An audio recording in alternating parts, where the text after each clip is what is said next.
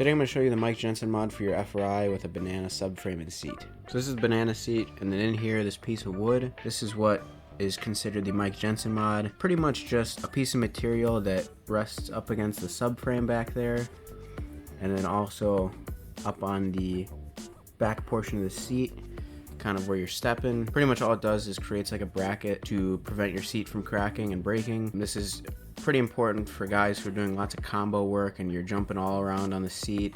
I personally haven't tested it out too much, but I'm a pretty heavy guy, so I'm sure the seat can only take so much abuse.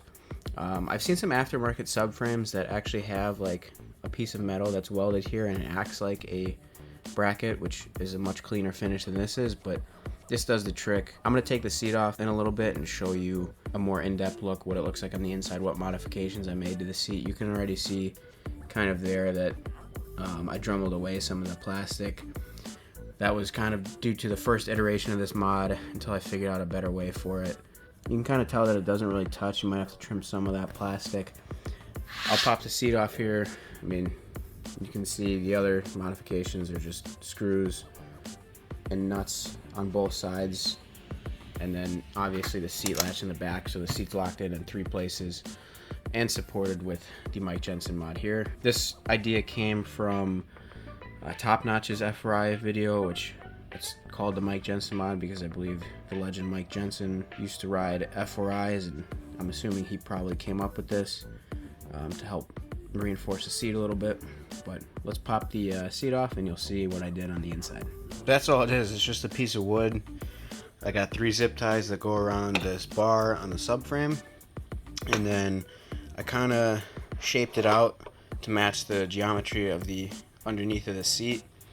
And then the Velcro here is just to keep the wood from rotating when the seat's on, because when I would close everything up, you know, it'd be okay, it'd be perfect, and then once I started riding and putting weight on it, the wood would just shift down every time. Now with the Velcro on there, that has enough force to just hold it in place and keep the wood from rotating, and it keeps it in the perfect position all the time.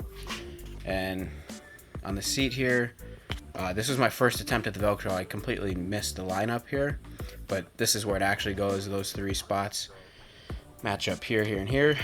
And there used to be a tab here that was completely dremelled away. You can see how flush it is. And this like extruded portion in the middle corresponds with this cutout here, and pretty much the piece of wood fits in perfectly here, here, and here. You can see the cutaways that I did on these tabs a little unnecessary now. The wood doesn't really get in the way anymore. The first piece of wood that I had was a little oversized, so I needed to cut those away. Unfortunately, that's what I'm left with now, but I mean, it doesn't really bother me. But that's really all you need to do. You just get a piece of wood. I'll get the tape measure going up next to it, and you can kind of see what the height and the width are roughly, and kind of just shape it away, make it fit to the seat as best you can. I like the Velcro because it keeps it from rotating, keeps it in the perfect angle. So let me get the tape measure going and you can see what the measurements of this look like.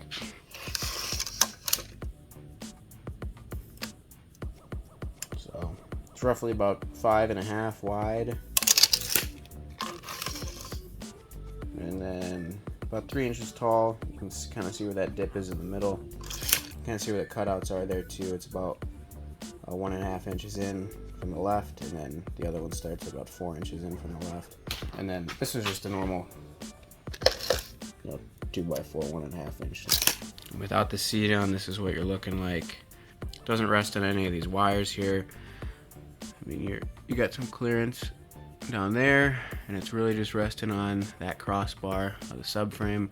Zip ties through there. I've got the zip ties not coming out the back, but I drilled holes through the bottom of that piece of wood there, so it's a much tighter squeeze around that crossbar. See, now that the seat's back on, that wood's the perfect size where it doesn't prohibit you from actually getting the seat in all the right places. You know, you have to slip these brackets in, and then there's the one underneath here, kind of where the tank is. I think you can see it there, but that wood's the perfect size, and then, you know, you got the Velcro there and it doesn't move.